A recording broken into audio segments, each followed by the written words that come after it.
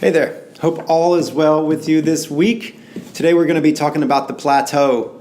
Oh, the dreaded plateau. If we play long enough, we will hit a plateau. When we first start, and when we first start a new program, or a new chapter, a new method, or something like that, then we have all of this, we have a lot of breakthroughs very quickly together, very close together, daily even. Like when we're first starting out, daily breakthroughs. I'll learn a new chord, I'll learn a new thing. There's some things are clicking all the time. And so it's just so exciting. But then this is like a puppy love phase in the relationship.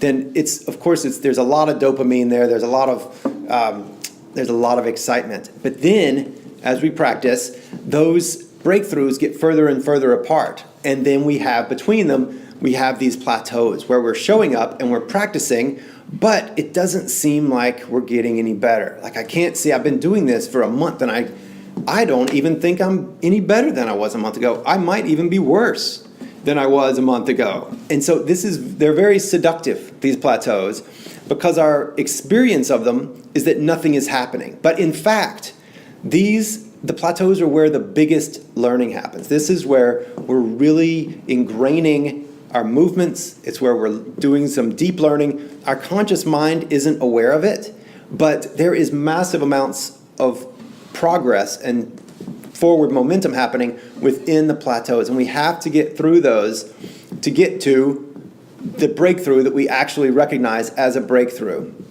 So the question is, how do we love the plateaus? How do we stay motivated and energized?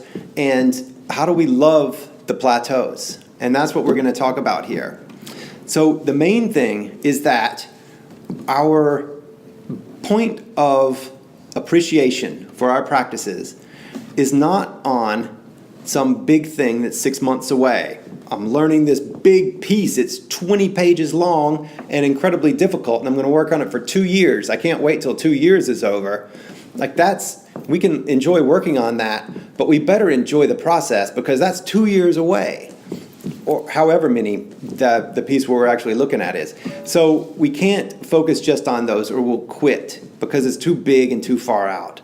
Instead, we have to focus on the daily intrinsic rewards of practice. So we can look at our emotional states. Does this bring me joy? Do I feel peaceful after I play? Do I feel proud of myself?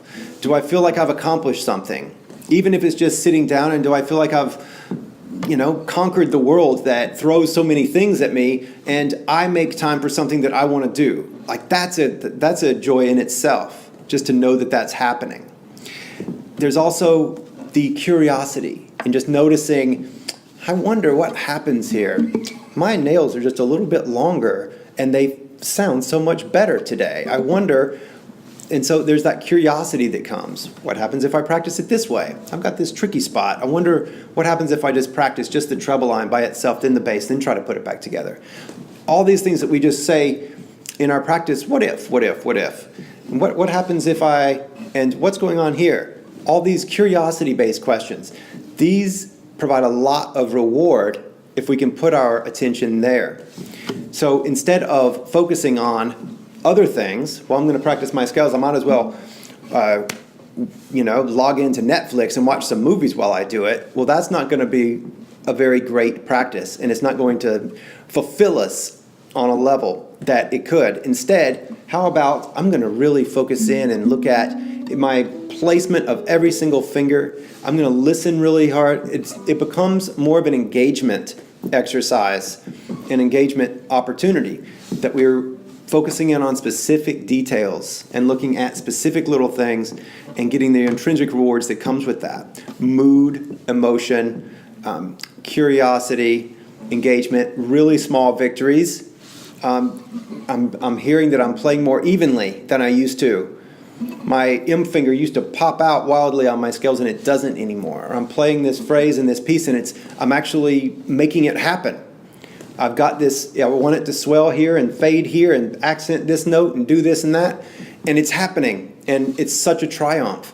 And it's only 4 notes, but it's an amazing experience to make that happen and hear it coming out of the instrument and say, that's exactly what I'm trying to say with that. So it's those day-to-day victories and successes that create the long-term thing. And that's what keeps us engaged in the plateaus. And it's what makes us love the plateaus. So where it doesn't really matter. Like the breakthroughs are great when they happen, but they might not happen very often. As you get to a real level of mastery, they might only happen once or twice a year, or even less, once every few years. You might have some massive breakthrough that's just an earth-shattering thing. And so if you don't love the plateau, and if you don't love the process of daily exploration and discovery, then it's not going to work because you won't do it. It'll just be a drudgery thing that you won't enjoy. And then why do it at that point, right?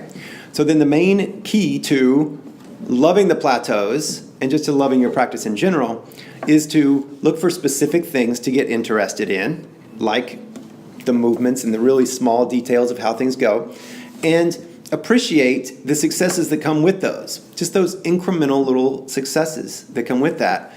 And notice mood, emotion, feelings, any other kind of benefits that come, patience, that you might experience in some other part of your life. For me personally, if I haven't been practicing, everything else seems like such a big deal. Oh no, something's happening at the house or whatever it is. Whereas if I've been practicing every day, like water off a duck's back, nothing can really faze me. Yes, it's the exact same impetus, but all of a sudden I'm not emotionally charged about it anymore. It just smooths out all the edges. And so you might experience that as well, that by having a satisfying practice, that it just makes the rest of your life more easy. And it's worth it if only for that. Okay, this is how to love the plateau. Focus in on little things and appreciate the ride. Just enjoy the ride. All right, I'll talk to you soon. Have a lovely week.